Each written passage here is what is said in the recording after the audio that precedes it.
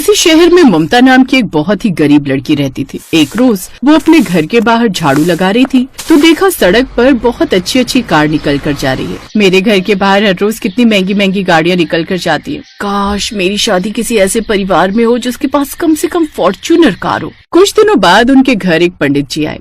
भाई साहब, ममता बिटिया के लिए एक रिश्ता देख रहा हूँ। ठीक ठाक रिश्ता है। अगर वो रिश्ता हो गया तो तुम्हारी बेटी की जिंदगी बन जाएगी। पंडित जी, मैंने तो सब कुछ आप पर ही छोड़ दिया है। जैसा आपको ठीक लगे वैसा कीजिए। ममता दूर खड़ी होकर ये सब सुन रही थी। शाम को वो पास के ही एक मंदिर में गई और भगवान के सामने प्रार्थना करने लगी। हे भगवान, मेरे माता पिता मेरा रिश्ता जहाँ भी तय कर देंगे वहाँ कर लूंगी, लेकिन उनके पास कार जरूर होनी चाहिए। भगवान से प्रार्थना करने के बाद जब वो मंदिर के बाहर आई तो देखा एक लड़का बहुत ही परेशान हालत में था। ममता ने उसे 5 रुपए दे दिए भिखारी समझकर। अरे ये क्या कर रही हैं आप? मैं कोई भिखारी नहीं हूँ। मेरे पापा बहुत बड़ी कंपनी के मालिक थे, लेकिन उनके गुजर जाने के बाद मैनेजर ने घपला किया और हमारी कंपनी डूब गई। इस शहर में मुझे किसी इन्वेस्टर ने बुलाया था। वो इन्वेस्टर तो मिला नहीं, मेरा मोबाइल पैसा सब चोरी हो गया। कोई बात नहीं, आप भगवान से प्रार्थना कर लीजिए, वो आपकी प्रार्थना जरूर सुनेंगे।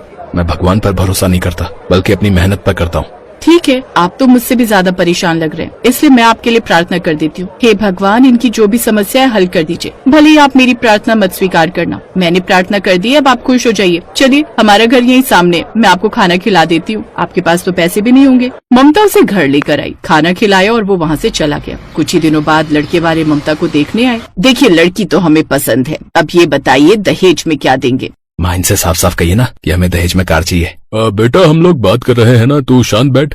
हमसे जितना हो सकेगा उतना करेंगे अपनी बेटी के लिए, क्योंकि हमारी इकलौती बेटी है। हमें तो दहेज में कार चाहिए, क्योंकि साइकिल और मोटरसाइकिल का जमाना चला गया भाई अब तो। ममता के पिता ये रिश्ता किसी भी हालत में ठुकराना नहीं चाहते थे, इसलिए उन्होंने उसी वक्त शादी के लिए हाँ कर दी। लड़के वाले चले गए और अगले दिन से ही ममता के पिता दहेज का इंतजाम करने लगे।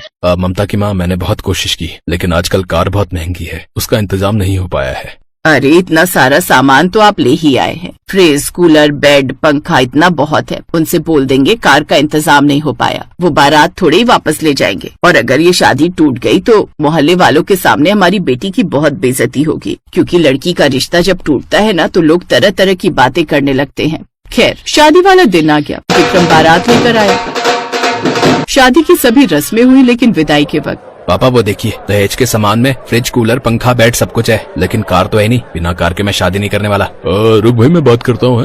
अरे समधी जी, दहेज में कार देने की बात हुई थी ना, कार कहाँ है? समधी जी, मुझे माफ कर दीजिए, मैंने बहुत कोशिश की, लेकिन कार का इंतजाम नहीं हो पाया। आजकल कार बहुत महंगी हो गई है। अरे भाई, जब हमने पहले ही बोल दिया था तो तुम्हें कार का इंतजाम करना चाहिए था भाई। चलो, हम ये बारात वापस लेकर चलते हैं, हमें आपके साथ कोई रिश्ता नहीं रखना। अरे ऐसा मत कीजिए, शादी की सभी रस्में पूरी हो चुकी हैं। अगर आप बारात लेकर चले गए तो पूरे मोहल्ले के सामने मेरी बेटी की बेइज्जती हो जाएगी। जैसे ही कार का इंतजाम हो जाएगा लेकर चला आऊंगा आपके घर।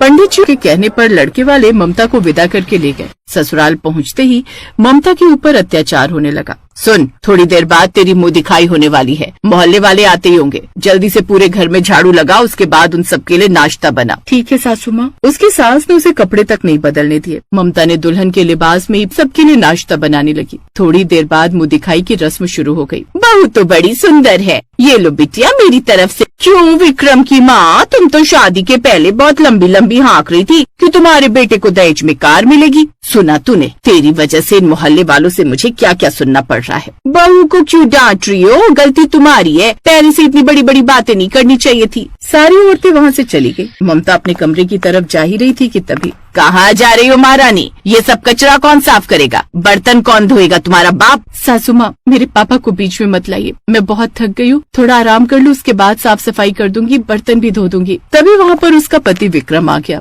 एक तो तेरे बाप ने दहेज में कार नहीं दी, ऊपर से मेरी माँ से जबान लड़ा रही है? ये सब करते करते धीरे धीरे रात हो गई। जब सुहाग रात की बारी आई तब वो गिलास में दूध लेकर अपने कमरे में गई। कहाँ घुसी चली आ रही है? चल भाग यहाँ से। जब तक तेरा बाप कार नहीं दे देता तब तक तो इस घर में नौकरानी बनकर रहेगी, समझी? चल जा, किचन में जाकर सो जा। ममता की आंखों में आंसू आ गए और किचन में जाकर सो गई। अब ये रोज का काम हो गया था। उसके ससुराल वाले उसे हर रोज प्रताड़ित करते थे। जब एक हफ्ते तक उसके पिता ने कार नहीं भेजी तब ससुराल वालों ने कहा, अरे बहुत नौटंकी देख ली हमने तेरी है? 1 हफ्ता बीत गया, अभी तक तेरे बाप ने कार नहीं भेजी। अपने बाप से बात कर, अगर कल तक कार नहीं आए तो हम तुझे मार डालेंगे, बता रहे हैं। ममता बेचारी रोते हुए किचन में गई और अपने पापा को फोन करके सारी बात बता दी। ममता, अभी तक तो कर्जा भी नहीं उतर पाया है, कार का इंतजाम कहाँ से करूँ? तुम तो सब जानती हो।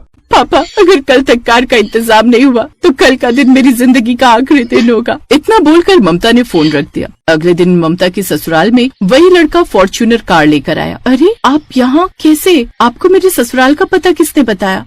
मैं तुम्हारे घर गया था, तुम्हारे पापा ने मुझे सब कुछ बता दिया है। उस दिन मंदिर में मैंने तुम्हारी सारी बातें सुन ली थी। तुमने भगवान से प्रार्थना की थी कि तुम्हारी शादी ऐसे घर में हो जिनके पास कार हो, लेकिन उसके बाद तुमने मेरी परेशानी देखी और भगवान से ये प्रार्थना की कि भगवान चाहे मेरी प्रार्थना न स्वीकार करना, इस लड़के की स्वीकार कर लेना। और तुम्हारी प्रार्थना काम कर गई। वो इन्वेस्टर मुझे मिल गया और मेरी कंपनी फिर से खड़ी हो गई। इसलिए मैं मुंह दिखाई में तुम्हें फॉर्च्यूनर कार देने आया था, लेकिन तुम्हारे घर जाकर तो कुछ और ही पता चला। ये सुनकर ममता बड़ी खुश होती है और वो गाड़ी तोहफा समझकर रख लेती है। पहले तो उसके ससुराल वाले भी कार देखकर खुश हो जाते हैं, लेकिन फिर सास को ये बात कुछ खटकने लगती है। वैसे बेटा एक बात कहूँ, बुरा मत मानना, लेकिन तुझे कुछ अजीब नहीं लगता? मतलब आजकल के जमाने में कोई किसी को एक रुमाल तक गिफ्ट नहीं देता, और वो अनजान लड़का एक दिन की मुलाकात के पीछे बहू को इतनी महंगी कार देकर गया।